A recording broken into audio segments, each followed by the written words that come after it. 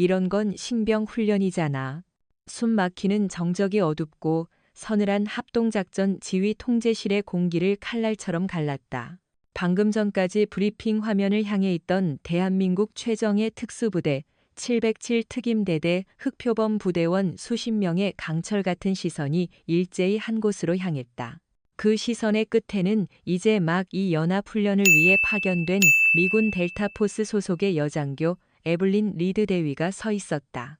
갓 달인 듯 주름 하나 없는 전투복, 한치의 오차도 없이 정돈된 금발, 그리고 그 모든 것을 압도하는 그녀의 푸른 눈동자에는 지독한 오만함과 경멸이 서려 있었다. 그녀는 방금 707 특임대대의 전설이자 살아있는 그림자로 불리는 한태준 원사가 제안한 비정규 침투 및 교란 작전 브리핑을 향해 노골적인 조롱을 던진 참이었다.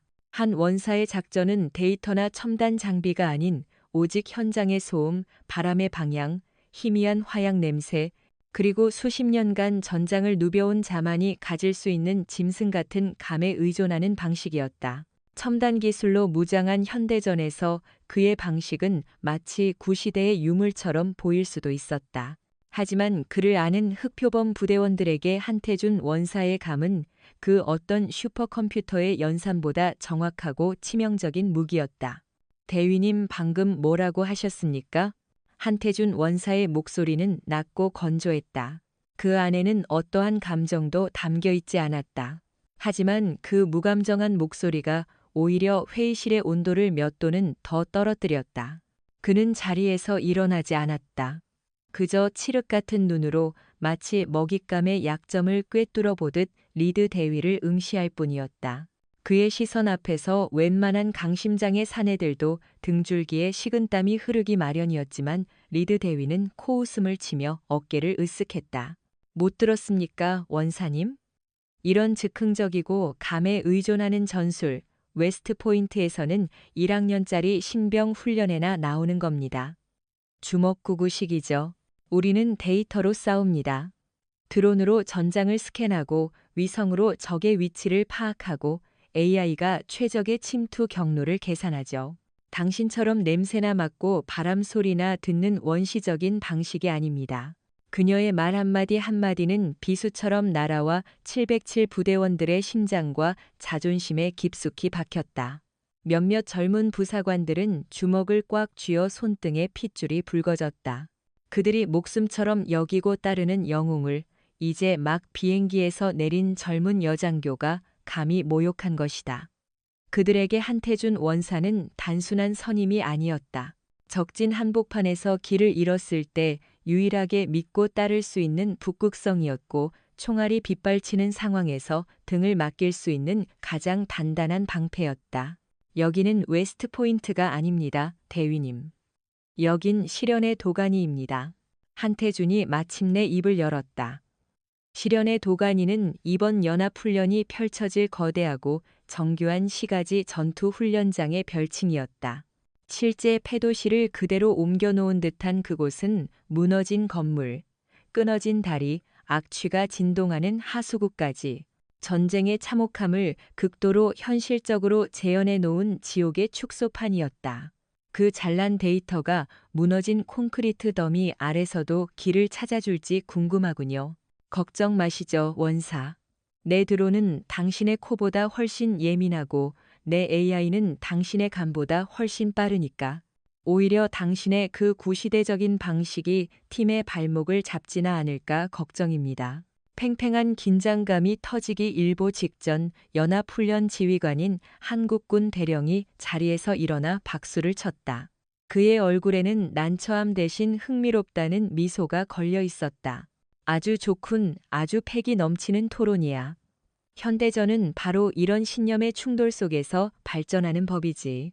리드 대위의 기술 중심 전술, 그리고 한 원사의 경험 중심 전술. 어느 쪽이 더 효율적인지 이번 훈련을 통해 직접 증명해 보도록 하지. 대령은 작전 지휘봉으로 스크린에 떠 있는 두 사람의 프로필 사진을 나란히 가리켰다. 따라서 명령한다. 이번 생존자 구출 및 적 핵심 시설 파괴 훈련에서 알파팀은 2인 1조로 구성한다. 팀장은 미군 에블린 리드 대위, 그리고 팀원은 한국군 707 특임대대 한태준 원사다. 이상. 명령이 떨어지는 순간 회의실은 다시 한번 찬물을 끼얹은 듯 조용해졌다. 모두가 자신의 귀를 의심했다. 물과 기름, 불과 얼음 같은 두 사람을 한 팀으로 묶어 지옥의 불구덩이 속으로 던져 넣겠다는 것이었다.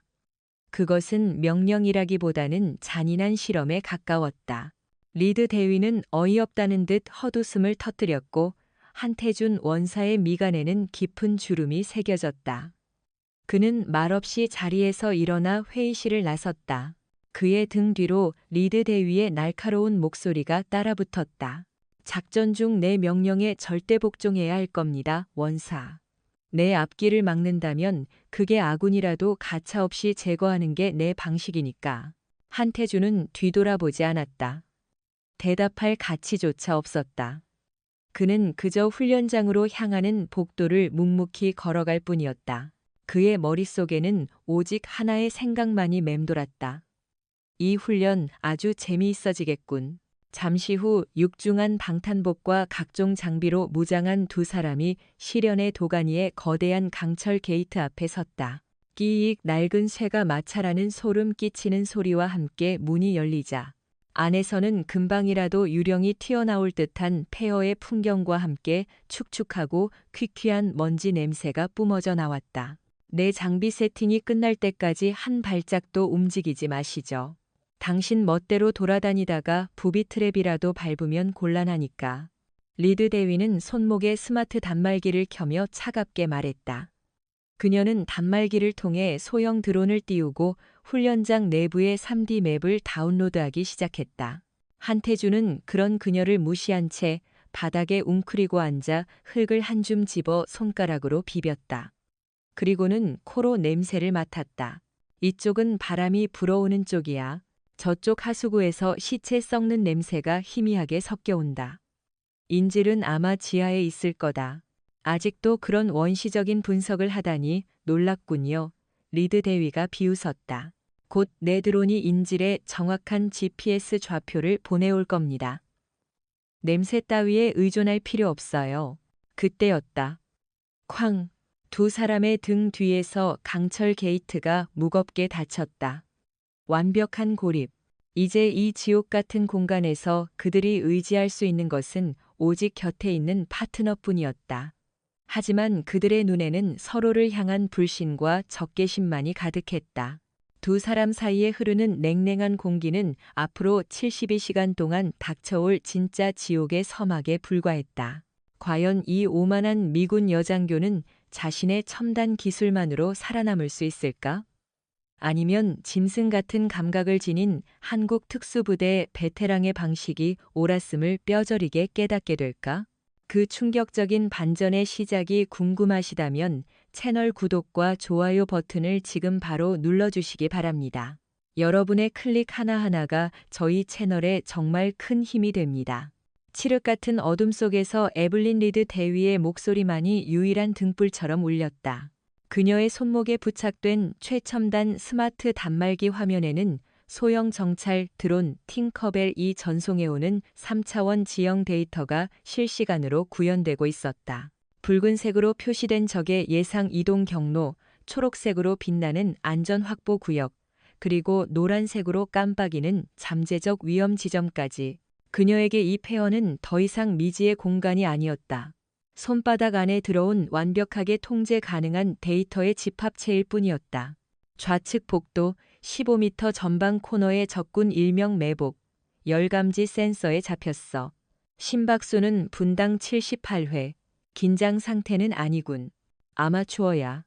그녀가 마치 체스판의 말을 움직이는 기사처럼 자신만만하게 말했다. 내가 드론으로 소음을 일으켜 시선을 끌 테니 당신은 반대편으로 돌아 들어가서 제압하도록. 간단하지? 하지만 한태준 원사는 그녀의 단말기 화면에는 눈길조차 주지 않았다. 그는 여전히 짐승처럼 낮은 자세를 유지한 채 코를 벌름거리며 공기 중에 미세한 냄새를 맡고 있었다. 그의 귀는 박쥐처럼 예민하게 움직이며 벽 너머에서 들려오는 희미한 소리의 파장을 분석했다. 잿가루 냄새, 눅눅한 곰팡이 냄새, 그리고 그 모든 것을 뚫고 들어오는 아주 희미하지만 분명한 화약 냄새. 그것도 훈련용 공포탄이 아닌 실제 격발 후 남는 질산칼륨의 냄새였다. 아니, 한태준이 짧게 대답했다. 그쪽은 함정이다. 뭐, 내 AI가 계산한 최적 경로야. 오차율 0.1% 미만이라고. 당신의 그 원시적인 감 따위와는 비교가 안 돼. 리드 대위의 목소리에 짜증이 묻어났다. 이 한국인 원사는 사사건건 자신의 첨단 시스템에 제동을 걸고 있었다. 그 잘난 AI에게 물어봐. 먼지 쌓인 복도 바닥에 왜 유독 저 코너 앞 1m만 발자국 하나 없이 깨끗한지. 한태준이 턱짓으로 어둠 속 복도를 가리켰다. 그리고 저 코너 너머에서 바람이 불어오고 있는데 왜 화약 냄새가 바람을 거슬러 이쪽으로 흘러오는지도. 누군가 저 코너에 폭약을 설치하고 우리를 유인하기 위해 일부러 흔적을 지우고 바람길에 화약 가루를 뿌려놓은 거다.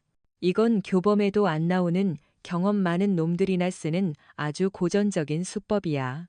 리드 대위는 순간 말문이 막혔다. 그녀는 급히 드론의 광학줌을 최대로 당겨 한태준이 말한 지점을 확인했다. 그의 말대로였다. 뽀얗게 먼지가 쌓인 복도에 유독 그 코너 앞만 부자연스러울 정도로 깨끗했다. 마치 누군가 빗자루로 가스러낸 것처럼. 그녀의 AI는 이 미세한 변수를 오류 데이터로 판단하고 무시해버린 것이다. 등줄기에 소름이 돋았다. 만약 저곳으로 들어갔다면 젠장. 그녀가 나지막이 욕설을 뱉었다. 그것은 패배의 인정이었다. 데이터는 과거의 기록일 뿐 살아있는 전장을 예측하진 못해. 전장은 늘 변하고 적은 늘 교활하지. 한태준은 그녀를 지나쳐 반대편 데이터상으로는 위험구역으로 표시된 창문 쪽으로 향했다. 이쪽으로 간다. 따라와. 이번에는 리드 대위도 군말 없이 그의 뒤를 따랐다. 그녀의 자존심에 첫 번째 균열이 생기는 순간이었다. 그녀는 자신의 최첨단 시스템이 놓친 것을 이 남자는 오직 코와 눈, 그리고 경험만으로 간파해냈다. 그것은 그녀가 평생 배워온 모든 것을 부정하는 듯한 충격이었다. 두 사람은 깨진 창문을 통해 건물 밖으로 조용히 빠져나갔다. 비가 막 그친 폐허의 도시는 물 한 개가 자욱했다. 한태준은 마치 숲을 누비는 늑대처럼 소리 없이 그림자를 따라 움직였다. 그는 무너진 담벼락, 찌그러진 자동차, 버려진 건물 잔해를 완벽한 엄폐물로 활용했다. 리드 대위는 그의 움직임을 놓치지 않으려 안간힘을 썼다. 그녀의 시스템은 계속해서 경고음을 울렸다. 경로 이탈, 위험 확률 증가. 하지만 그녀는 이제 그 경고음을 무시했다. 지금 이 순간 가장 안전한 경로는 바로 이 남자의 등 뒤라는 것을 본능적으로 깨달았기 때문이다. 그렇게 얼마나 이동했을까? 한태준이 갑자기 손을 들어 멈춤 신호를 보냈다. 그는 낡은 버스 정류장 광고판 뒤에 몸을 숨기고 귀를 기울였다. 들려? 아무 소리도 안 들리는데. 리드 대위가 숨을 죽이며 속삭였다. 아니, 소리가 없는 게 아니야. 사라진 거지. 그의 눈빛이 매섭게 빛났다.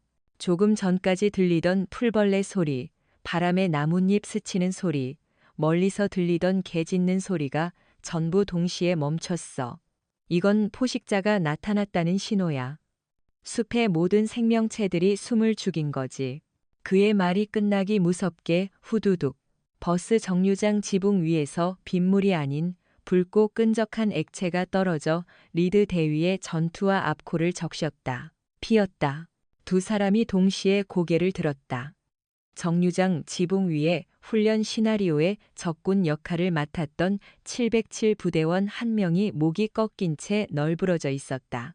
그의 가슴에는 훈련용 페인트탄이 아닌 실제 총알이 박혀 있었다. 상황이 잘못되었다. 이것은 더 이상 훈련이 아니었다. 바로 그 순간이었다. 삐. 귀를 찢는 듯한 고주파음과 함께 세상의 모든 소리가 먹통이 되었다. 리드 대위의 손목 단말기 화면이 지지직거리며 스파크를 튀기더니 검게 변해버렸다. 그녀의 시야를 밝혀주던 정찰 드론 팅커벨이 동력을 잃고 추락하는 것이 슬로우 모션처럼 보였다. 한태준의 귀에 꽂힌 무전기에서도 더 이상 아무런 소리가 들리지 않았다. 정적, 완벽한 정적. 세상의 모든 전자기기가 동시에 죽어버린 듯한 섬뜩하고 부자연스러운 침묵. 그 침묵 속에서 저 멀리 어둠 속에서 규칙적인 군화 소리가 들려오기 시작했다. 한 명, 두 명이 아니었다. 완벽하게 제대를 맞춘 수십 개의 발소리. 그들은 707 부대원도 훈련 교관도 아니었다. 그들의 발소리에는 훈련생의 설익은 긴장감이 아닌 오직 죽음만을 배달하는 자들의 냉혹한 살기가 실려 있었다. EMP 전자기 펄스 공격이야. 에블린 리드 대위의 목소리는 그녀 자신도 믿을 수 없다는 듯 가늘게 떨리고 있었다. 방금 전까지 그녀의 손바닥 안에서 세상을 지배하던 모든 기술이 한순간에 검은 벽돌 덩어리로 변해버렸다. 그녀는 미친 듯이 단말기의 재부팅 버튼을 눌러댔지만 돌아오는 것은 차가운 침묵뿐이었다. 그녀의 눈, 귀, 두뇌 역할을 하던 모든 센서와 네트워크가 완전히 절단되었다. 그녀는 이제 완벽한 장님 귀머거리, 그리고 길 잃은 미아가 되었다. 이럴 리가 없어. 여긴 훈련장이야. 통제된 구역이라고. 어떻게 EMP 공격이? 이제 그런 건 중요하지 않아. 한태준의 목소리가 그녀의 패닉을 잘라냈다. 그는 이미 쓰러진 707 부대원의 시신을 확인하고 돌아온 참이었다. 그의 얼굴은 분노와 냉혹함으로 얼어붙어 있었다.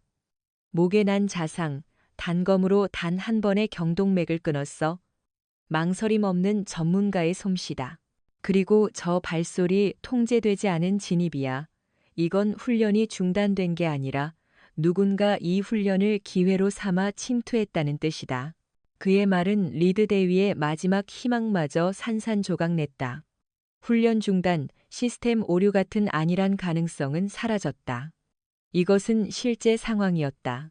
정체불명의 적들이 훈련장 안으로 들어왔고 그들은 훈련생들을 진짜 사냥감으로 삼고 있었다. 그리고 자신들은 이제 그 사냥터 한복판에 모든 무기와 통신 수단을 잃은 채 고립된 것이다. 다가오는 군화 소리는 점점 더 가까워지고 있었다. 그들의 움직임에는 일말의 망설임도 없었다. 마치 이 지형을 손바닥 보듯 꿰뚫고 있는 것처럼 혹은 자신들의 위치를 정확히 알고 있는 것처럼 놈들이 우리 위치를 어떻게 아는 거지? 우리 쪽 모든 장비는 죽었는데. 리드 대위가 공포에 질려 물었다. 아마 놈들은 EMP의 영향을 받지 않는 아날로그 방식의 추적 장비를 쓰거나 혹은 이 안에 내부 조력자가 있을 수도 있어. 한태준이 주변을 빠르게 훑었다. 숨을 곳은 마땅치 않았다. 사방이 탁 트인 도로와 무너진 건물 잔해뿐이었다. 어느 쪽이든 여기서 더 지체하면 포위당한다. 움직여야 해. 한태준이 리드 대위의 팔을 잡아 끌었다. 그녀는 순간적으로 저항하려 했지만 그의 소나귀 힘은 강철 같았다. 지금 이 순간 이성적인 판단보다는 생존 본능이 앞섰다. 그녀는 그의 리드에 몸을 맡겼다. 기술이 사라진 지금 그녀가 의지할 수 있는 것은 오직 이 남자의 동물적인 감각뿐이었다.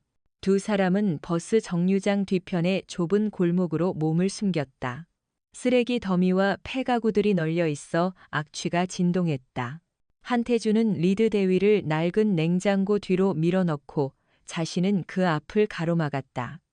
그의 넓은 등이 그녀의 시야를 가렸다. 이상하게도 그 좁고 어두운 공간이 세상에서 가장 안전한 피난처처럼 느껴졌다. 저벅, 저벅. 군화 소리가 골목 입구에서 멈췄다. 놈들이 그들이 숨은 곳을 눈치챈 것일까? 리드 대위는 숨소리조차 내지 못하고 입을 틀어막았다. 심장이 흉곽을 뚫고 나올 것처럼 세차게 뛰었다.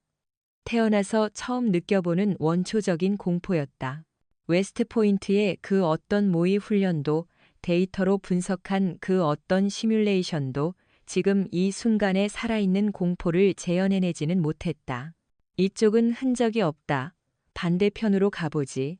무전기 소리가 희미하게 들려왔다. 놈들의 무전기는 EMP의 영향을 받지 않는 특수 주파수를 사용하는 모양이었다. 놈들은 잠시 머뭇거리다 반대편으로 방향을 틀었다. 군화 소리가 멀어졌다. 휴, 리드 대위가 긴장을 풀며 주저앉으려 했다. 아직 아니야. 한태준이 그녀의 어깨를 누르며 제지했다. 이건 속임수다. 일부러 물러나는 척하며 우리가 방심하고 튀어나오길 기다리는 거야. 그의 말이 끝나기가 무섭게 멀어졌던 군화 소리가 다시 골목 쪽으로 빠르게 다가왔다. 놈들이 돌아오고 있었다. 이번에는 훨씬 더 신중하고 살기등등한 기세였다. 젠장, 어떻게 알았지? 놈들 중 하나가 담배를 피우고 있었어. 바람을 등지고 서 있었는데 담배 연기가 아주 잠깐 우리 쪽으로 흘러들었다가 역류했지. 골목 안의 공기 흐름이 다르다는 걸 눈치챈 놈이 있는 거야. 보통 내기가 아니야. 이제 숨는 것은 의미가 없었다. 놈들은 이미 이 골목 안에 무언가 있다는 것을 확신하고 포위망을 좁혀오고 있었다. 한태준은 냉장고 뒤에서 몸을 일으켰다. 그의 눈빛은 더 이상 방어자의 눈빛이 아니었다. 막다른 길에 몰린 맹수에 모든 것을 걸고 반격하려는 자의 눈빛이었다. 계획이 있어? 리드 대위가 떨리는 목소리로 물었다. 그녀의 손에는 이제 아무런 쓸모도 없는 빈 권총 한 자루만이 들려 있었다. 훈련용 공포탄만이 장전된 위협용 장난감에 불과했다. 계획은 무슨? 닥치는 대로 부수고 길을 뚫는다. 한태준은 주위에 널려있던 굵은 쇠파이프 하나를 집어들었다. 녹슬고 묵직한 아주 원시적인 무기였다. 그는 리드 대위를 돌아보았다. 그녀는 공포에 질려 있었지만 눈빛만은 아직 죽지 않았다. 두려운가? 그래, 무서워 죽겠어. 그녀는 솔직하게 인정했다. 좋아, 두려움은 살아있다는 증거니까. 지금부터 내가 하는 말 잘 들어. 내가 저쪽 벽을 부수고 혼란을 만드는 동안 당신은 정확히 10초를 센 뒤에 반대편으로 뛰어. 뒤도 돌아보지 말고 약속 장소인 중앙 관제탑으로 가. 거기라면 비상 전력 시스템이 살아있을 가능성이 있어. 어떻게든 외부와 연락을 취해야 해. 같이 가야지. 혼자서는. 이건 명령이다. 한태준이 그녀의 말을 잘랐다. 그의 목소리에는 거역할 수 없는 무게가 실려 있었다. 당신은 분석가고 전략가야. 여기서 개죽음 당하기엔 너무 아까운 인재지. 나는 그냥 길을 여는 그림자일 뿐이야. 어서 가. 그는 리드 대위에게 자신의 인식표 목걸이를 벗어 걸어주었다. 차가운 금속의 감촉이 그녀의 목에 와 닿았다. 그것은 유언처럼 느껴졌다. 살아서 만나자, 대위. 그 말을 끝으로 한태준은 괴성을 지르며 냉장고 뒤에서 튀어나갔다. 그는 쇠파이프를 휘두르며 골목 옆에 낡고 약해 보이는 벽돌벽을 향해 몸을 던졌다. 쾅! 벽이 무너지며 자욱한 먼지를 일으켰다. 놈들의 시선이 일제히 그쪽으로 쏠렸다. 리드 대위는 눈물을 삼키며 숫자를 셌다. 하나, 둘, 셋. 그녀의 눈에 비친 한태준의 등은 마치 모든 어둠을 집어삼키는 거대한 그림자처럼 보였다. 먼지와 파편이 비 오듯 쏟아지는 혼돈 속에서 한태준은 포효하는 곰처럼 날뛰었다. 그는 쇠파이프를 단순한 둔기로 사용하지 않았다. 때로는 창처럼 찌르고, 때로는 방패처럼 막고, 때로는 지렛대처럼 구조물을 무너뜨렸다. 그의 모든 움직임은 수천 번의 실전으로 다져진 생존 본능 그 자체였다. 그는 싸우기 위해 움직이는 것이 아니라 살아남기 위해 파괴하고 있었다. 저놈 잡아. 미친 개처럼 날뛰게 두지 마. 어둠 속에서 정체불명의 용병들이 소리쳤다. 그들은 한태준이 만들어낸 예상치 못한 돌파구에 당황했지만 이내 전열을 가다듬고 그를 향해 포위망을 좁혔다. 그들의 움직임은 훈련된 군인의 그것과는 달랐다. 훨씬 더 거칠고 무자비했으며 상대의 목숨을 끊는데 최적화된 살인 기계들의 움직임이었다. 한태준은 그들의 공격을 피하며 리드 대위가 도망친 방향을 곁눈질로 확인했다. 그녀가 어둠 속으로 사라지는 것을 확인한 후에야 그는 비로소 안도의 한숨을 내쉬었다. 이제 자신의 임무는 단 하나. 최대한 오래 버티며 놈들의 발을 묶는 것이었다. 그는 무너진 벽 너머의 건물 안으로 몸을 굴렸다. 낡은 가구 공장이었다. 뽀얀 톱밥 먼지가 자욱했고 여기저기 날카로운 공구와 목재들이 널려 있었다. 이곳은 그에게 불리한 막다른 길이 아니라 오히려 무기가 널려 있는 보물창고였다. 거기 숨어봤자 소용없다. 곧 내 놈의 사지를 찢어주마. 용병들이 건물 안으로 쏟아져 들어왔다. 그들의 손에는 단검과 쇠사슬 같은 흉악한 근접 무기들이 들려 있었다. 그들은 총을 사용하지 않았다. 총성은 자신들의 위치를 외부로 노출시킬 수 있다는 것을 알고 있기 때문이었다. 이것은 그들이 단순한 오합지졸이 아닌 고도로 훈련된 전문 집단이라는 증거였다. 한태준은 어둠 속에서 숨을 죽였다. 그는 거대한 목재 절단기 뒤에 웅크리고 앉아 톱밥 더미에서 날카로운 대못 몇 개를 주워 손에 쥐었다. 그리고 바닥에 굴러다니던 질긴 가죽끈을 허리에 둘렀다. 이것들이 이제 그의 유일한 무기였다. 찾아라, 쥐새끼 한 마리 놓치지 마. 용병들이 흩어져서 수색을 시작했다. 그들의 발소리가 톱밥 쌓인 바닥을 밟으며 서걱거리는 소리를 냈다. 한태준은 소리에 집중했다. 눈이 아닌 귀로 적의 위치와 숫자를 파악했다. 3명은 좌측, 2명은 우측, 그리고 리더로 보이는 한 놈이 중앙에서 지휘하고 있었다. 가장 가까이 다가온 놈의 발소리가 멈췄다. 그가 절단기 주변을 살피고 있었다. 바로 지금이었다. 한태준은 압축된 스프링처럼 튀어나갔다.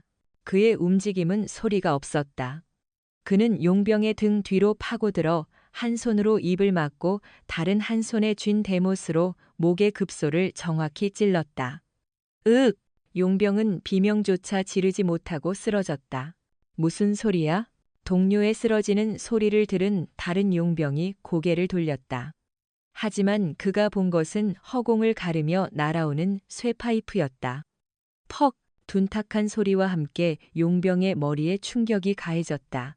한태준은 첫 번째 놈을 제압하자마자 그의 손에 들려있던 쇠파이프를 빼앗아 던진 것이었다. 2명이 순식간에 쓰러지자 나머지 용병들은 공포에 질려 소리쳤다. 여기다, 놈이 여기 있어. 사방에서 용병들이 몰려들었다. 한태준은 더 이상 숨지 않았다. 그는 어둠 속에서 모습을 드러냈다. 양손에 각각 짧게 부러진 목재를 쥐고 마치 쌍검을 든 검객처럼 자세를 잡았다. 이제야 좀 재미있어지는군. 그의 입가에 쓴웃음이 걸렸다. 이것은 일방적인 학살극이 아니었다. 처절한 생존 투쟁이었다. 한태준은 수적 열세에도 불구하고 조금도 밀리지 않았다. 그는 공장 내부의 지형지물을 완벽하게 활용했다. 좁은 통로로 적들을 유인해 각계 격파하고 톱밥을 뿌려 시야를 가리고 기계 뒤에 숨어 기습했다. 그의 모든 동작은 군더더기 없이 간결하고 치명적이었다. 한편 한태준이 목숨을 걸고 시간을 벌어주는 동안 에블린 리드 대위는 어둠 속을 미친 듯이 달리고 있었다. 눈물이 뺨을 타고 흘러내렸지만 닦을 시간조차 없었다. 한태준이 그녀에게 걸어준 인식표가 가슴팍에서 차갑게 흔들렸다. 그녀는 반드시 관제탑에 도착해야 했다. 그것이 자신을 위해 희생한 파트너에 대한 유일한 보답이었다. 그녀는 더 이상 데이터에 의존하지 않았다. 한태준이 가르쳐준 대로 바람의 방향을 읽고 지형의 높낮이를 이용하고 자신의 발소리를 죽이며 움직였다. 머릿속에서는 그의 목소리가 계속해서 맴돌았다. 전장은 늘 변하고 적은 늘 교활하지. 관제탑이 저 멀리 보이기 시작했다. 훈련장의 가장 높은 곳에 위치한 유일하게 불빛이 새어나오는 건물. 희망이 보이자 그녀는 마지막 힘을 짜내어 속도를 높였다. 하지만 그녀가 관제탑에 가까워질수록 위화감이 그녀를 덮쳤다. 너무 조용했다. 관제탑 주변에는 경계 병력 하나 보이지 않았다. 마치 텅 빈 유령 건물 같았다. 이것도 함정일까? 그녀는 건물 뒤편의 덤불 속에 몸을 숨기고 내부를 살폈다. 그때 그녀의 눈에 충격적인 광경이 들어왔다. 관제탑 내부에서 원래 그곳을 지키고 있어야 할 훈련 교관들이 모두 쓰러져 있었다. 그리고 그들 사이를 아주 익숙한 인물이 유유히 걸어 다니고 있었다. 미군 전투복 어깨에 빛나는 대위 계급장. 그는 이번 연합훈련을 위해 리드 대위와 함께 파견된 미군 측 기술장교 데이비드 중위였다. 상황은 데이비드 중위가 무전기에 대고 말했다. 그의 목소리는 차갑고 냉정했다. 타겟 하나는 처리 중. 나머지 하나는 곧 이쪽으로 올 겁니다. 무전기 너머에서 들려오는 목소리는 아까 한태준과 싸우던 용병 리더의 목소리였다. 모든 조각이 맞춰졌다. 내부 조력자, EMP 공격. 놈들이 자신들의 위치를 정확히 알았던 이유. 이 모든 것은 처음부터 계획된 것이었다. 이 훈련은 놈들에게 완벽한 위장이었고 자신들은 그저 계획의 일부인 제거 대상이었을 뿐이다. 그리고 그 배후에는 자신이 믿었던 동료가 있었다. 리드 대위는 차가운 분노에 온몸이 떨렸다. 그녀는 조용히 허리춤에 권총을 뽑아들었다. 공포탄이 장전된 쓸모없는 장난감. 하지만 지금 그녀에게는 다른 선택지가 없었다. 그녀는 더 이상 도망치지 않기로 결심했다. 복수를 위해, 그리고 아직 어딘가에서 싸우고 있을 파트너를 위해. 그녀는 이제 사냥감이 아닌 복수의 화신이 되어 적의 심장부로 걸어 들어갈 준비를 하고 있었다.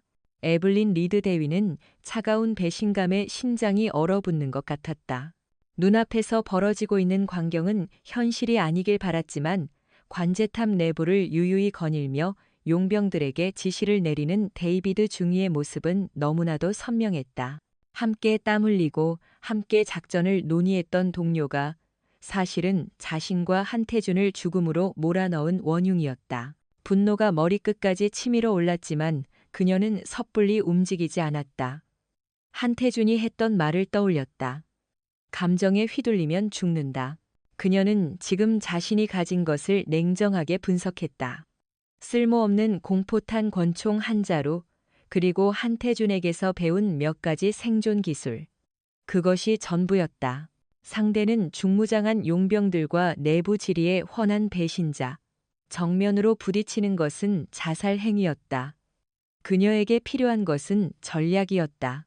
데이터와 AI가 없어도 그녀의 머리는 여전히 가장 강력한 무기였다. 그녀는 관제탑 주변의 지형을 빠르게 스캔했다. 건물 뒤편에는 비상 발전기와 연료 탱크가 있었고 측면에는 환기구와 외부로 연결된 두꺼운 케이블 다발이 보였다. 저것들을 이용할 수 있을까? 그녀의 머릿속에서 수십 가지 시나리오가 그려졌다 지워졌다. 한편 가구 공장에서 혈투를 벌이고 있던 한태준의 상황도 좋지 않았다. 그는 이미 서너 명의 용병을 쓰러뜨렸지만 체력은 급격히 소모되고 있었다. 상대는 계속해서 증원되고 있었고 그는 이미 온몸에 크고 작은 부상을 입은 상태였다. 쇠파이프를 쥔 손은 피와 땀으로 미끄러웠고 숨은 턱끝까지 차올랐다. 포기해라, 그림자. 내 놈의 전설도 오늘로 끝이다. 용병 리더가 어둠 속에서 비웃으며 다가왔다. 그의 손에는 피 묻은 단검이 들려 있었다. 한태준은 대답 대신 마지막 남은 힘을 짜내어 옆에 있던 거대한 목재 합판을 발로 찼다. 우당탕. 합판이 쓰러지며 용병들의 진로를 막았다. 그 틈을 이용해 그는 공장 뒤편의 작은 창문으로 몸을 날렸다. 와장창. 유리가 깨지는 소리와 함께 그는 밖으로 탈출했다. 놓치지 마. 저놈을 죽여야 계획이 완성된다. 용병들이 그의 뒤를 쫓았다. 훈련장은 다시 숨막히는 추격전의 무대가 되었다. 한태준은 무작정 달리지 않았다. 그는 리드 대위가 향했을 관제탑 방향으로 달리면서도 계속해서 자신의 흔적을 지우고 교란했다. 젖은 흙바닥에 일부러 다른 방향으로 발자국을 남기고 나뭇가지에 옷 조각을 걸어두어 놈들을 유인했다. 하지만 용병들의 추격은 집요했다. 그들은 마치 굶주린 사냥개처럼 그의 냄새를 맡고 쫓아왔다. 한태준은 더 이상 도망만 칠 수는 없다고 판단했다. 승부를 봐야 했다. 그는 훈련장 내에 위치한 작은 인공호수 근처의 빽빽한 갈대밭으로 몸을 숨겼다. 물과 진흙 그리고 무성한 갈대는 몸을 숨기기에도 함정을 만들기에도 최적의 장소였다. 그는 물속의 잠수의 진흙을 온몸에 발랐다. 체온을 숨기고 적의 열감지 장비를 피하기 위해서였다. 그리고 갈대밭 곳곳에 질긴 덩굴을 이용한 덫을 설치했다. 누군가 밟으면 발목이 걸려 넘어지게 만드는 원시적이지만 효과적인 함정이었다. 얼마 지나지 않아 용병들이 갈대밭에 도착했다. 이 근처에서 흔적이 끊겼다. 흩어져서 찾아봐. 물속에 숨었을 수도 있으니 조심해. 용병들이 조심스럽게 갈대밭으로 들어서는 순간 리드 대위의 계획이 시작되었다. 그녀는 관제탑 뒤편의 비상 발전기실로 잠입했다. 데이비드 중위는 그녀가 이미 죽었거나 도망쳤을 것이라 생각하고 경계를 소홀히 한 상태였다. 그녀는 발전기의 연료 공급 밸브를 조작했다. 그리고 비상 조명 시스템의 전선을 끊어 스파크를 일으킬 준비를 했다. 그녀는 한태준이 남긴 인식표를 꽉 쥐었다. 미안해요, 원사님. 조금만 버텨줘요. 그녀가 밸브를 완전히 열자 디젤 연료가 새어나와 바닥에 흥건하게 고이기 시작했다. 그리고 그녀가 끊어진 전선을 맞부딪히자 파직 하는 소리와 함께 강력한 스파크가 일었다. 쾅! 엄청난 굉음과 함께 관제탑 뒤편이 화염에 휩싸였다. 연료 탱크가 유폭을 일으킨 것이다. 폭발의 충격으로 관제탑 전체가 흔들렸고 전력 시스템이 완전히 마비되면서 훈련장 전체가 암흑에 휩싸였다. 갈대밭에서 한태준을 수색하던 용병들은 갑작스러운 폭발과 정전에 당황했다. 뭐야? 무슨 일이야? 관제탑 쪽이다. 본부에 무슨 일이 생긴 게 틀림없어. 그들의 통신 시스템도 마비되었는지 무전기에서는 지지직거리는 소리만 들려왔다. 그들이 혼란에 빠진 바로 그 순간 어둠 속에서 한태준의 반격이 시작되었다. 그는 물귀신처럼 솟아올라 가장 가까이 있는 용병의 목을 팔로 감아 물속으로 끌고 들어갔다. 첨벙 비명조차 지르지 못한 용병이 물속으로 사라졌다. 적습이다. 놈이 물속에 있다. 용병들이 겁에 질려 물가를 향해 총을 겨누려 했지만 칠흑 같은 어둠 속에서 목표물을 찾는 것은 불가능했다. 오히려 그들이 쏜 총알이 동료를 맞출 수도 있는 상황이었다. 공포가 그들을 잠식하기 시작했다. 보이지 않는 적만큼 무서운 것은 없었다. 한태준은 그 공포를 이용했다. 그는 물속을 유영하며 갈대밭 곳곳에서 소음을 일으켰다. 돌을 던지고 물을 튀기고 갈대를 흔들었다. 용병들은 사방에서 들려오는 소리에 정신을 차리지 못하고 허공에 총질을 해댔다. 그 사이 리드 대위는 폭발의 혼란을 틈타 관제탑에서 빠져나와 갈대밭 쪽으로 향하고 있었다. 그녀의 손에는 더 이상 공포탄 권총이 아닌 쓰러진 교관에게서 빼앗은 실탄이 장전된 K5 권총이 들려 있었다. 그녀의 눈빛에는 더 이상 두려움이 없었다. 오직 차가운 결의만이 가득했다. 그녀는 이제 더 이상 보호받는 대상이 아니었다. 자신의 파트너를 구하기 위해 기꺼이 포식자가 되기로 결심한 것이다.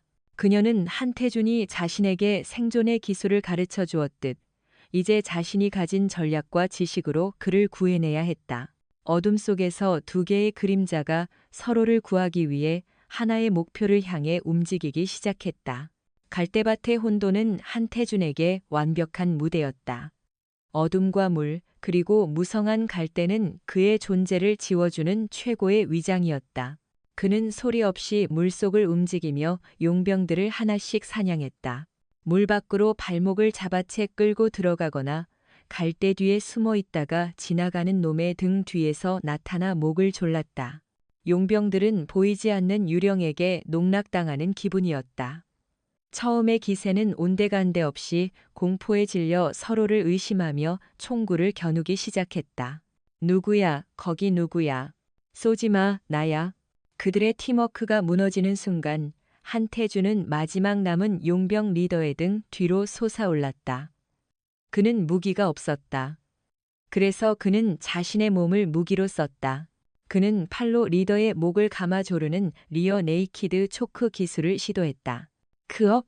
리더는 괴력을 발휘해 저항했다. 그는 한태준을 등에 업은 채 버티며 허리춤에 단검을 뽑아 뒤로 휘둘렀다. 스! 날카로운 칼날이 한태준의 옆구리를 스치고 지나갔다. 찌르는 듯한 고통과 함께 뜨거운 피가 흘러내렸지만 한태준은 팔을 풀지 않았다. 오히려 더 강하게 조였다. 내 놈의 그림자 놀이도 여기까지다. 리더가 숨 막히는 목소리로 으르렁거렸다. 바로 그때였다. 탕! 하는 날카로운 총성과 함께 리더의 어깨에서 피가 터져나왔다. 그의 손에서 단검이 힘없이 떨어졌다. 리더가 고통과 충격에 찬 눈으로 총알이 날아온 방향을 쳐다보았다. 갈대밭 입구 자욱한 연기 속에서 에블린 리드 대위가 총을 겨눈 채 서 있었다. 그녀의 푸른 눈동자는 얼음처럼 차갑게 빛나고 있었다. 내 파트너에게서 손 떼, 이 쓰레기야. 리드 대위의 등장에 당황한 리더의 힘이 풀리는 순간 한태준은 기술을 완성했다. 리더의 몸이 축 늘어지며 의식을 잃었다. 휴, 비쩍군, 대위. 한태준이 거친 숨을 몰아쉬며 리더를 물가로 끌어냈다. 옆구리의 상처에서 흐르는 피가 흙탕물을 붉게 물들였다. 이제 우리가 동점인 건가? 리드 대위가 다가와 그의 상처를 살폈다. 다행히 깊지는 않았지만 과다 출혈이 문제였다. 그녀는 망설임 없이 자신의 전투복 소매를 찢어 그의 상처를 단단히 동여맸다. 고맙다. 데이비드가 배신자였어. 이 모든 건 놈이 꾸민 짓이야. 놈들은 이 훈련장에 숨겨진 무언가를 노리고 있어. 리드 대위가 상황을 빠르게 설명했다. 무언가라니? 아직 확실하진 않아. 하지만 단순한 정보나 돈 문제가 아니야. 훨씬 더 위험한 거야. 두 사람은 잠시 숨을 돌릴 틈도 없이 다시 움직여야 했다. 관제탑의 폭발은 놈들에게 자신들의 위치를 알려준 셈이었다. 곧 데이비드가 직접 병력을 이끌고 이곳으로 올 것이 분명했다. 일단 판 벗어나야 해. 안전한 곳으로 가서 상처부터 치료하고 계획을 세우자. 안전한 곳이라 이 지옥에 그런 곳이 있을까? 한태준은 잠시 생각에 잠겼다. 그러다 그의 눈이 훈련장 구석에 위치한 낡은 화학 폐기물 처리장을 향했다. 그곳은 워낙 위험해서 훈련 시나리오에서도 항상 통제 구역으로 설정된 곳이었다. 적들도 섣불리 들어오지 못할 것이다. 저기로 간다. 두 사람은 다시 어둠 속을 가로질렀다. 한태준은 옆구리의 통증 때문에 걸음이 눈에 띄게 느려졌다. 리드 대위가 그의 팔을 자신의 어깨에 두르고 부축했다. 처음으로 그녀가 그를 이끌고 있었다. 화학 폐기물 처리장은 을씨년스러웠다. 위험, 출입금지라고 쓰인 낡은 표지판이 바람에 삐걱거렸고 여기저기 정체불명의 화학약품이 담긴 드럼통들이 널려 있었다. 코를 찌르는 역한 냄새가 진동했다. 여기라면 놈들도 함부로 들어오지 못할 거야. 하지만 우리도 조심해야 해. 바닥에 뭐가 있을지 몰라. 두 사람은 낡은 창고 안으로 들어갔다. 다행히 내부는 비어 있었고 구석에 낡은 작업대와 공구 상자들이 놓여 있었다. 리드 대위는 한태준을 바닥에 앉히고 다시 한번 상처를 살폈다. 출혈은 멈췄지만 열이 나기 시작했다.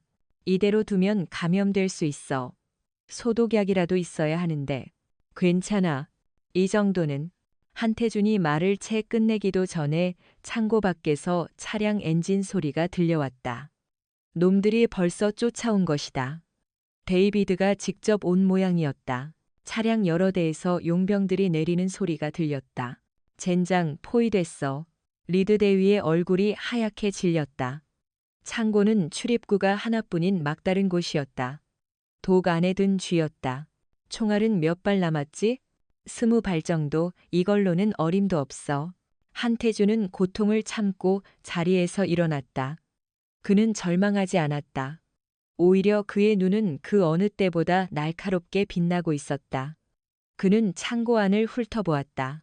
낡은 공구 상자, 녹슨 철판, 정체불명의 화학약품이 담긴 유리병들, 그리고 바닥에 굴러다니는 소화기. 총알이 없으면 만들면 된다. 뭘 만들어? 이 쓰레기들로? 쓰레기가 아니야. 이건 무기다. 한태주는 낡은 공구 상자를 열었다. 그 안에는 망치, 드라이버, 스패너, 그리고 배터리가 분리된 낡은 전동 드릴이 들어 있었다. 그는 망설임 없이 전동 드릴의 모터 부분을 분해하기 시작했다. 지금 뭐 하는 거야? 아주 간단한 폭탄을 만들 거다. 소위탄이지. 그는 작업대 위에 놓인 성분을 알 수 없는 노란색 액체가 담긴 유리병을 가리켰다. 저건 아마 칼륨일 거야. 물과 만나면 격렬하게 반응하며 불을 일으키지. 그리고 저 소화기, 분말 소화기야. 안에는 탄산수소 나트륨이 들어있어. 열을 받으면 이산화탄소를 발생시켜 산소를 차단하지만 그 자체로 훌륭한 압력 용기가 될 수 있지. 그는 리드 대위가 경악하는 사이에도 능숙하게 부품들을 조립하기 시작했다. 드릴 모터에서 떼어낸 전선과 배터리를 연결해 기폭 장치를 만들고 소화기 통 안에 칼륨과 다른 화학 약품들을 섞어 넣었다. 그의 손놀림은 마치 숙련된 기술자 같았다. 이런 건 어디서 배운 거야? 707에서는 생존을 위해 뭐든지 배워야 했으니까 폭탄 제조부터 독초 구별법까지. 그가 급조 폭탄을 완성했을 때 창고 문이 거칠게 열리며 용병들이 쏟아져 들어왔다. 그들 앞에는 데이비드 중위가 권총을 든 채 서 있었다. 게임은 끝났다, 리드. 그리고 그림자. 그의 얼굴에는 승리자의 비열한 미소가 걸려 있었다. 얌전히 항복하면 고통 없이 보내주지. 한태주는 완성된 소화기 폭탄을 들고 씩 웃었다. 그의 다른 손에는 기폭 장치 스위치가 들려 있었다. 파티를 시작하기엔 좀 이른 것 같은데, 중이. 진짜 불꽃놀이는 지금부터야. 그의 말이 끝나자마자 창고의 모든 불빛이 꺼지고 다시 한번 암흑이 찾아왔다. 리드 대위가 미리 끊어놓은 전력선이었다. 어둠 속에서 한태준의 나지막한 목소리가 울려 퍼졌다. 불이야. 한태준의 외침과 동시에 창고 안은 아수라장이 되었다. 어둠 속에서 방향을 잃은 용병들이 당황하여 소리쳤고 데이비드 중위는 욕설을 내뱉으며 허공에 총을 쏘아댔다. 그 혼란의 한복판에서 한태준은 이미 리드 대위의 손을 잡고 창고의 가장 깊숙한 구석, 거대한 화학약품 저장 탱크 뒤로 몸을 숨긴 상태였다. 폭탄은 리드 대위가 숨을 죽이며 속삭였다. 아직 놈들이 한 곳에 모일 때까지 기다린다. 한태준은 폭탄을 터뜨리지 않았다. 불이야라는 외침은 놈들의 시선을 끌기 위한 속임수였다. 그는 어둠 속에서 용병들이 움직이는 소리에 귀를 기울였다. 그들은 공포에 질려 한 곳으로 뭉치고 있었다. 바로 데이비드 중위가 있는 창고 중앙으로. 지금이다.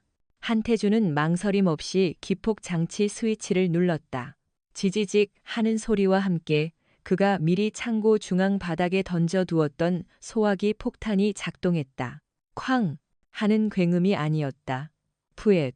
하는 소리와 함께 소화기 통이 터지며 안에 있던 화학약품들이 사방으로 흩뿌려졌다. 그리고 바닥에 고여있던 물과 만나는 순간 격렬한 화학 반응이 일어났다. 화학! 엄청난 섬광과 함께 창고 중앙이 거대한 불길에 휩싸였다. 칼륨이 물과 반응하며 만들어낸 불꽃은 일반적인 불과 달랐다. 맹렬한 기세로 타오르며 주변의 모든 산소를 집어삼켰다. 으악! 불길에 휩싸인 용병들의 끔찍한 비명이 울려 퍼졌다. 데이비드 중위는 간발의 차로 불길을 피했지만 그의 부하 대부분은 불지옥 한가운데 갇히고 말았다. 가자. 한태준은 리드 대위를 이끌고 불길이 닿지 않는 벽 쪽을 따라 출구를 향해 뛰었다. 화염이 내뿜는 열기와 유독가스로 숨이 막혔지만 멈출 수 없었다. 하지만 데이비드 중위는 호락호락하지 않았다. 그는 불길 너머로 탈출하려는 두 사람을 발견하고 분노에 찬 눈으로 총을 겨눴다. 어딜 도망가. 탕탕탕 총알이 두 사람의 발밑을 파고들었다. 한태준은 리드 대위를 앞으로 밀치며 자신은 뒤에 남아 엄폐했다. 먼저 가. 내가 막을게. 싫어. 같이 가야 해. 이건 명령이야. 당신이 가진 정보가 놈들의 목표다. 당신만 빠져나가면 돼. 어서. 한태준이 소리쳤다. 그의 옆구리에서는 다시 피가 흘러나오고 있었다. 무리한 움직임에 상처가 다시 벌어진 것이다. 리드 대위는 입술을 깨물었다. 그의 말이 맞았다. 자신이 잡히면 모든 것이 끝난다. 그녀는 눈물을 머금고 먼저 출구 쪽으로 달렸다. 반드시 돌아올게. 그녀의 외침을 뒤로 한 채 한태준은 마지막 남은 힘을 다해 데이비드와 남은 용병들을 상대했다. 그는 더 이상 방어하지 않았다. 오직 리드 대위가 탈출할 시간을 벌기 위해 자신의 몸을 방패 삼아 미친 듯이 공격을 퍼부었다. 그는 이제 그림자가 아닌 모든 것을 불태우는 불꽃이었다. 리드 대위는 창고를 빠져나와 비틀거리며 숲으로 도망쳤다. 등 뒤에서 들려오는 총성과 비명 소리가 그녀의 심장을 갈기갈기 찢는 것 같았다. 그녀의 손에는 어느새인가부터 한태준이 몰래 쥐어준 작은 USB 장치가 들려 있었다. 이 안에 놈들의 진짜 목표가 들어있어. 데이비드의 배신 증거와 그 배우에 대한 모든 것. 이걸 세상에 알려야 해. 창고에서 탈출하기 직전 한태준이 속삭였던 말이었다. 그는 처음부터 모든 것을 알고 있었던 것이다. 이 훈련장에 숨겨진 것은 무기 시스템이 아니라 데이비드와 그 배후 세력이 군사 기밀을 빼돌린 증거가 담긴 서버였다. 그리고 한태준은 그 정보를 빼내기 위해 일부러 그림자 역할을 자처하며 잠입했던 것이다. 이 모든 것은 그의 계획이었고 리드 대위는 그 계획의 가장 중요한 변수이자 열쇠였다. 그녀는 이제야 모든 것을 이해했다. 한태준은 그녀를 이용한 것이 아니었다. 그는 그녀를 지키기 위해 그리고 더 큰 정의를 위해 기꺼이 자신을 희생하기로 선택한 것이다. 그녀는 달리다 말고 멈춰섰다. 그리고 자신이 도망쳐 나온 창고를 돌아보았다. 화염과 검은 연기가 하늘로 치솟고 있었다. 총성은 부서 있었다. 그것은 전투가 끝났다는 신호일 수도 혹은 한태준이 최후를 맞았다는 신호일 수도 있었다. 그녀의 눈에서 뜨거운 눈물이 쏟아졌다. 임무를 완수하고 이 USB를 세상에 알려야 한다. 그것이 그의 희생을 헛되이 하지 않는 유일한 길이다. 그녀의 이성은 그렇게 말하고 있었다. 하지만 그녀의 심장은, 그녀의 온몸의 세포는 다른 것을 외치고 있었다. 돌아가. 그를 혼자 죽게 내버려 둘 수 없어. 그녀는 인생 최대의 갈림길에 섰다. 냉철한 군인으로서의 임무와 한 명의 인간으로서의 의리. 데이터와 AI는 언제나 임무 우선을 선택하라고 가르쳤다. 하지만 그녀는 이제 데이터가 아닌 자신의 심장이 시키는 대로 움직이고 싶었다. 그녀는 USB를 주머니 깊숙이 찔러 넣고 KO 권총을 고쳐 쥐었다. 그리고 망설임 없이 불타는 지옥을 향해 다시 발걸음을 돌렸다. 그녀의 푸른 눈동자는 더 이상 눈물에 젖어 있지 않았다. 그 안에는 모든 것을 불태울 듯한 결의와 분노가 이글거리고 있었다. 에블린 리드 대위가 다시 돌아온 창고는 지옥의 풍경 그 자체였다. 불길은 사그라들었지만 매캐한 연기와 살점이 타는 냄새가 자욱했다. 바닥에는 용병들의 시체가 널브러져 있었고 그 중심에 한태준이 쓰러져 있었다. 그는 거대한 철제 구조물에 등이 깔린 채 미동도 없이 누워 있었다. 그의 주변에는 데이비드 중위가 피를 흘리며 신음하고 있었고 살아남은 용병 2명이 그를 부축하고 있었다. 젠장. 저 독사 같은 놈. 마지막까지 발악을 하다니. 데이비드가 옆구리를 부여잡으며 욕설을 내뱉었다. 한태준은 마지막 순간에 구조물을 무너뜨려 데이비드에게 치명상을 입히고 자신도 그 밑에 깔린 모양이었다. 중위님, 타겟이 돌아왔습니다. 용병 하나가 창고 입구에 선 리드 대위를 발견하고 소리쳤다.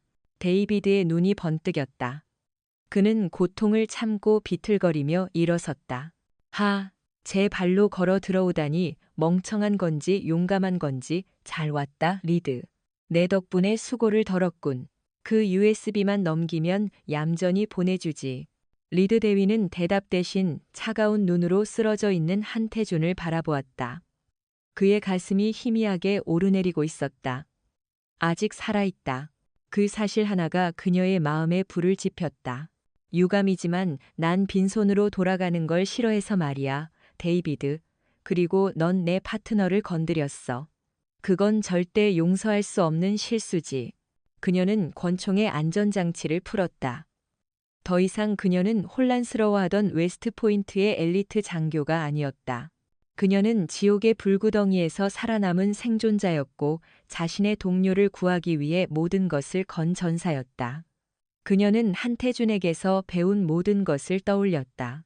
어떻게 숨을 죽이는지, 어떻게 적의 허를 찌르는지, 그리고 어떻게 주변 환경을 무기로 바꾸는지.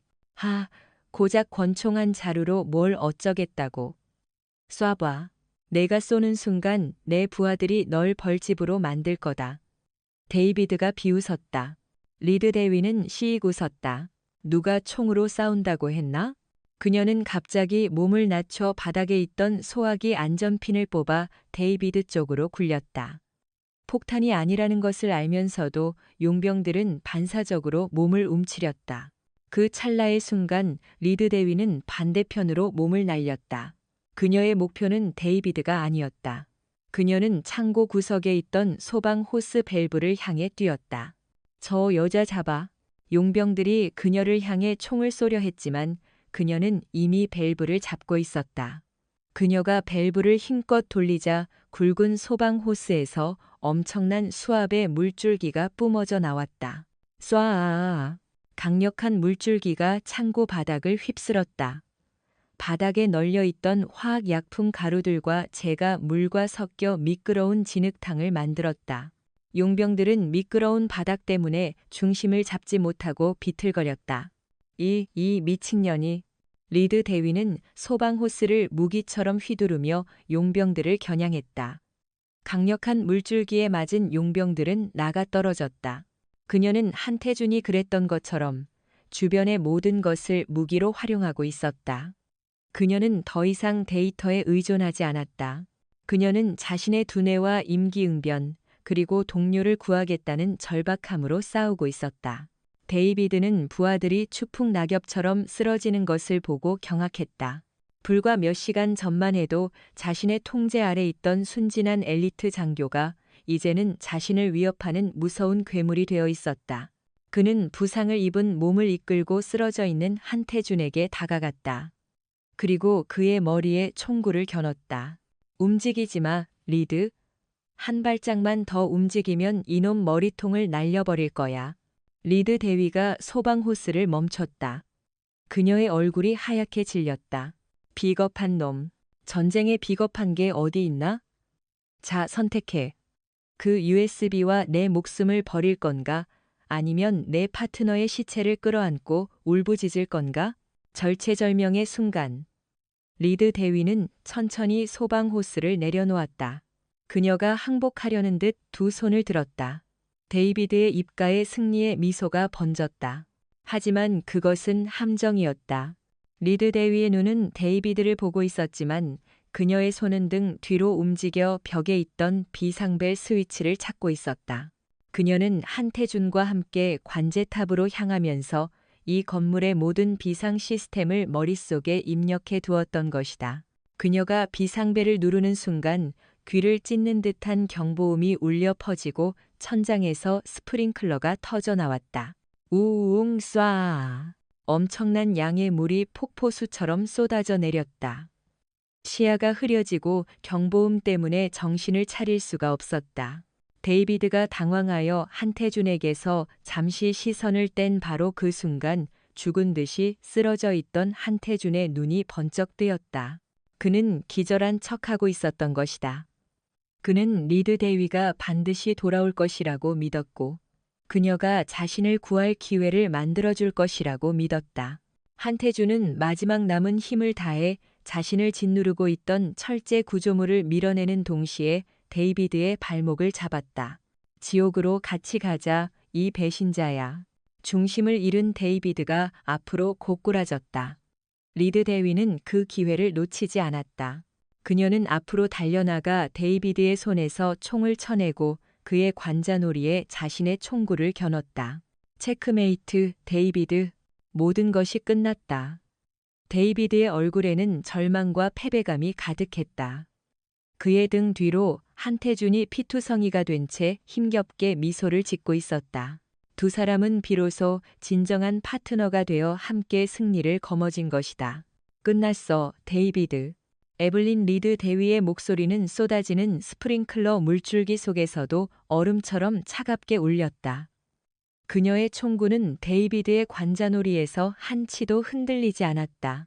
패배를 직감한 데이비드의 얼굴이 절망으로 일그러졌다. 그는 모든 것을 잃었다. 계획, 돈, 그리고 목숨까지도.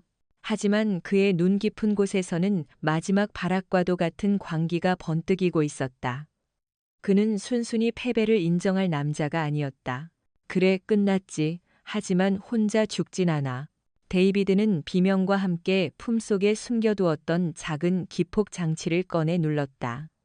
그것은 이 창고에 설치된 마지막 함정, 최후의 수단이었다. 삐.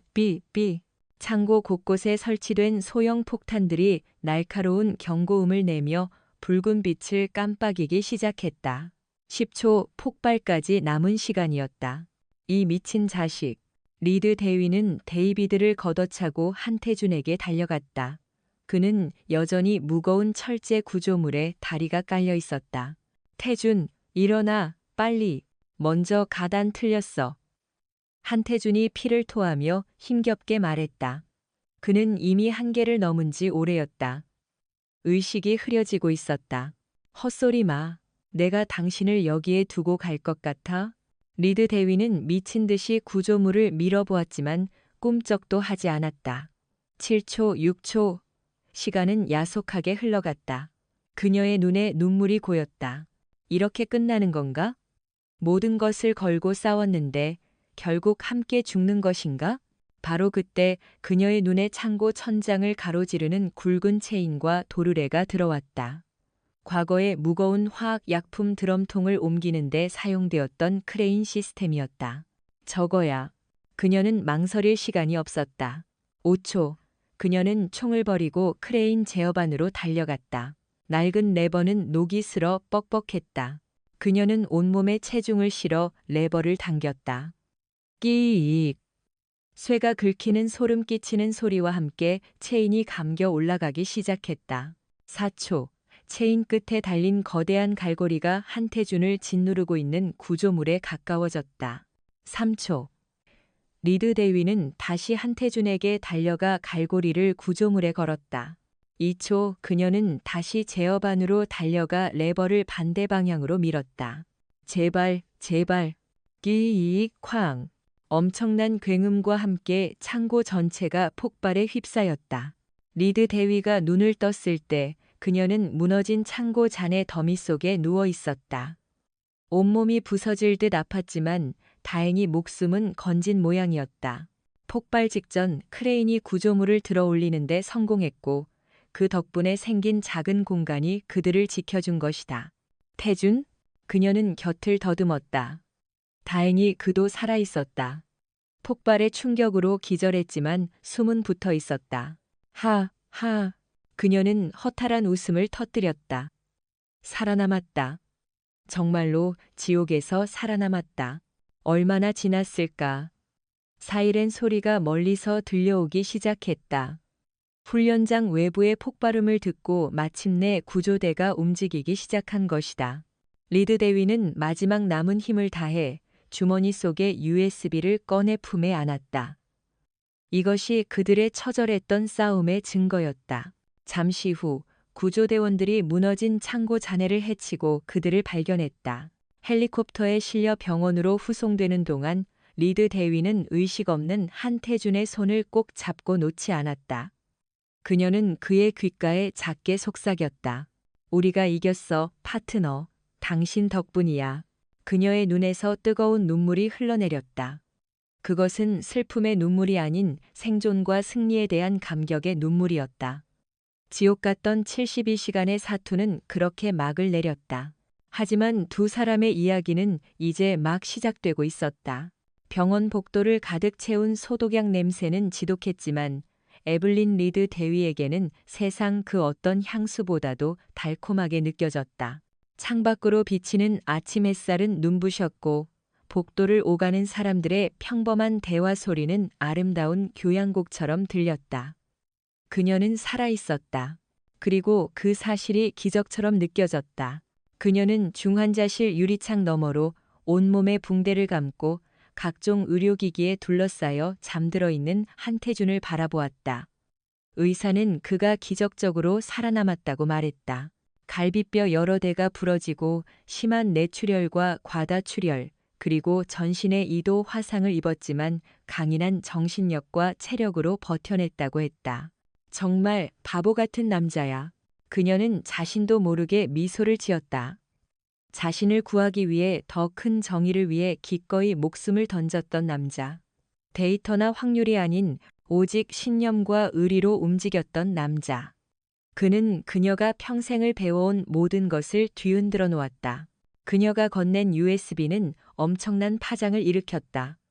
데이비드 중위와 그 배후에 있던 거대 방산비리 조직의 실체가 드러났고 양국의 군과 정보기관이 발칵 뒤집혔다. 그녀는 이 사건의 핵심 증인이자 영웅으로 떠올랐다.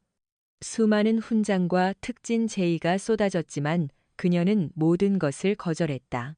몇 주 후 한태준이 마침내 의식을 되찾았다. 그가 눈을 떴을 때 가장 먼저 본 것은 사과를 깎고 있는 리드 대위의 모습이었다.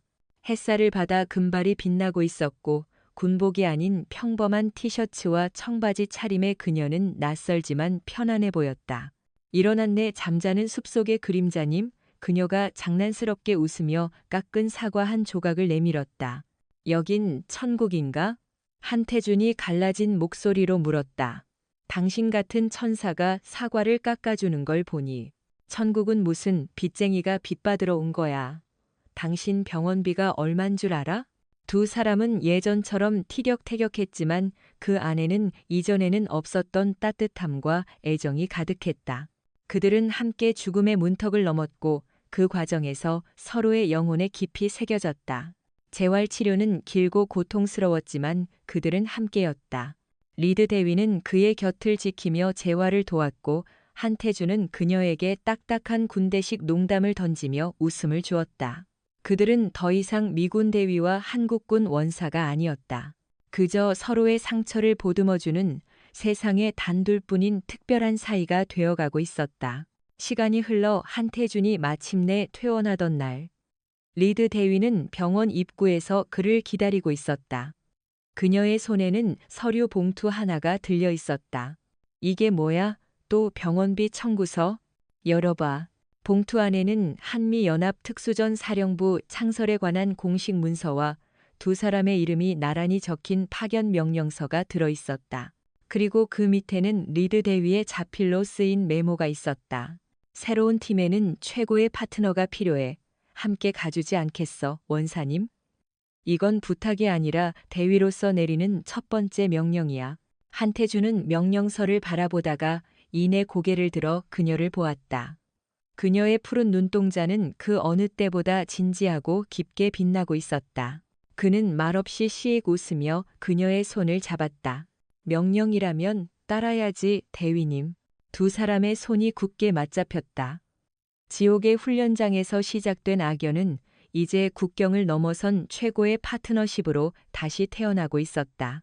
그들의 앞에는 또 다른 수많은 시련과 위험이 기다리고 있겠지만 이제 그들은 두렵지 않았다. 서로가 곁에 있는 한 그들은 세상 그 어떤 폭풍도 함께 헤쳐나갈 수 있을 것이다. 창밖으로 폭풍이 지나간 뒤에 맑고 푸른 하늘이 펼쳐져 있었다. 그것은 두 사람의 새로운 시작을 축복하는 듯했다. 오늘 우리가 함께한 이 긴박했던 이야기는 단순히 총알이 빗발치고 극한의 상황에서 살아남는 두 군인의 활약상을 보여주기 위함이 아니었습니다. 이 이야기의 진짜 본질은 모든 것이 무너져 내린 절망의 폐허 속에서 어떻게 한 인간이 또 다른 인간을 통해 다시 태어나는가, 그리고 어떻게 우리가 가진 가장 원초적인 가치들이 가장 강력한 무기가 되는가에 대한 깊은 성찰에 있습니다. 이야기의 시작점에서 우리는 너무나도 다른 두 세계를 대표하는 인물을 만납니다. 한 명은 오직 데이터와 기술, 검증된 시스템만을 신뢰하는 차가운 이성의 상징, 에블린 리드 대위입니다. 그녀의 세상에서는 모든 것이 예측 가능해야 하고 통제되어야 하며 감정이나 직감 같은 불확실한 요소는 배제되어야 할 오류에 불과합니다. 이는 어쩌면 오늘날 우리 사회의 모습과도 많이 닮아 있습니다. 우리는 점점 더 인공지능의 분석을 믿고 수치로 증명된 결과에 안도하며 인간적인 감정이나 관계에서 오는 변수들을 불편해하고 피하려 합니다. 반면 한태준 원사는 철저히 경험과 본능, 그리고 사람과 자연의 미세한 교감을 통해 세상을 읽어내는 인물입니다. 그의 방식은 언뜻 보면 구시대적이고 비과학적으로 보일 수 있습니다. 하지만 모든 기술이 무력화되고 믿었던 시스템이 붕괴되는 순간 그의 원시적인 능력은 비로소 진정한 가치를 발휘합니다. 바람의 냄새로 위험을 감지하고 흙의 감촉으로 길을 찾으며 동료의 미세한 표정 변화에서 그의 진심을 읽어내는 능력. 이것은 결코 기계가 대체할 수 없는 오직 인간만이 가질 수 있는 깊이 있는 지혜입니다. 이야기는 우리에게 묻습니다. 당신은 무엇을 믿고 의지하며 살아가고 있습니까? 당신의 삶을 지탱하는 것은 외부의 화려한 시스템과 데이터입니까? 아니면 당신 내면의 목소리와 곁에 있는 사람의 체온입니까? 리드 대위는 자신이 가진 모든 것을 잃고 나서야 비로소 깨닫기 시작합니다. 자신의 오만함이 얼마나 큰 착각이었는지를 말입니다. 그녀가 무시했던 한태준의 감은 사실 수많은 죽음의 고비를 넘나들며 피와 땀으로 새겨진 살아있는 데이터였습니다. 그녀가 원시적이라 비웃었던 그의 생존 방식은 사실 가장 본질적이고 강력한 문제 해결 능력이었습니다. 우리 역시 마찬가지입니다. 우리는 종종 다른 사람의 경험이나 연륜을 낡은 것으로 치부하고 새로운 기술이나 트렌드만이 정답인 것처럼 행동하곤 합니다. 하지만 이 이야기는 우리에게 겸손의 가치를 가르쳐 줍니다. 진정한 지혜는 새로운 것과 오래된 것의 조화, 이성과 감성의 균형, 그리고 무엇보다 타인의 세계를 존중하고 배우려는 열린 마음에서 시작된다는 것을 말입니다. 이 이야기에서 가장 감동적인 부분은 두 사람이 서로의 무기가 되어주는 과정입니다. 한태준은 자신의 목숨을 던져 리드 대위가 탈출할 시간을 벌어주는 물리적인 방패가 되어줍니다. 반면 리드 대위는 돌아와 자신의 명석한 두뇌와 임기응변으로 한태준을 구출하는 전략적인 검이 되어줍니다. 그들은 서로의 부족한 부분을 채워주며 비로소 하나의 완벽한 팀으로 거듭납니다. 이것은 우리 삶의 관계에 대한 매우 중요한 은유입니다. 우리는 흔히 사랑이나 우정을 감정의 교류로만 생각하지만 진정한 관계는 서로의 생존을 돕는 파트너십에 더 가깝습니다. 나의 강점으로 상대의 약점을 보완해주고 상대의 지혜로 나의 맹점을 깨우치는 것. 상대가 절망의 구렁텅이에 빠졌을 때 기꺼이 내 손을 더럽혀 그를 끌어내주고 내가 길을 잃고 헤맬 때 묵묵히 내 등 뒤에서 길을 비춰주는 것. 이것이야말로 우리가 관계 속에서 추구해야 할 가장 고귀한 가치일 것입니다. 당신의 곁에는 그런 파트너가 있습니까? 혹은 당신은 누군가에게 그런 든든한 파트너가 되어주고 있습니까? 마지막으로 이 이야기는 포기하지 않는 마음이야말로 인간이 가진 가장 위대한 능력임을 보여줍니다. 모든 것이 끝났다고 생각되는 순간 한태준은 급조 폭탄을 만들었고 리드 대위는 불타는 창고로 다시 뛰어들었습니다. 그들의 선택은 이성적으로는 무모해 보였습니다. 생존 확률 데이터는 분명 0에 가까웠을 것입니다. 하지만 그들은 확률을 믿지 않았습니다. 그들은 곁에 있는 동료를 그리고 그 동료와 함께 만들어낼 아주 작은 가능성을 믿었습니다. 우리 삶에도 수많은 절망의 순간이 찾아옵니다. 거대한 벽에 가로막힌 것 같고 더 이상 나아갈 길이 보이지 않을 때가 있습니다. 그때 이 이야기를 기억해 주십시오. 당신 안에 잠재된 능력은 당신이 생각하는 것보다 훨씬 더 강하며 당신 곁에 있는 사람의 작은 응원 하나가 불가능을 가능으로 바꿀 수도 있다는 사실을 말입니다. 절망의 끝에서 피어나는 희망이야말로 가장 찬란하게 빛나는 법입니다. 이 이야기가 여러분의 마음에 작은 울림을 주었기를 바랍니다. 때로는 차가운 데이터보다 따뜻한 사람의 마음에 귀 기울이고 오만한 독단보다는 겸손한 배움의 자세를 가지며 절망적인 상황 속에서도 결코 희망의 끈을 놓지 않는 용기를 얻으셨기를 진심으로 바랍니다. 면책 조항 및 교육적 목적고지. 본 영상에 사용된 모든 이야기와 등장인물, 사건은 교육적이고 영감을 주는 목적을 위해 창작된 허구임을 밝힙니다. 특정 인물이나 단체, 실제 사건과는 아무런 관련이 없습니다. 영상에 묘사된 극단적인 생존 기술이나 행동은 전문적인 훈련 없이 절대로 따라해서는 안 되며 제작진은 이를 모방하여 발생하는 어떠한 문제에 대해서도 책임을 지지 않습니다. 이 이야기는 오직 인문학적 성찰과 삶의 긍정적인 가치를 공유하기 위해 제작되었습니다. 오늘 이야기가 마음에 드셨다면 여러분의 삶을 더욱 풍요롭게 만들 더 많은 이야기들을 놓치지 않도록 지금 바로 채널 구독과 좋아요 버튼을 눌러주시기 바랍니다. 여러분의 따뜻한 관심이 저희에게는 가장 큰 힘이 됩니다. 감사합니다.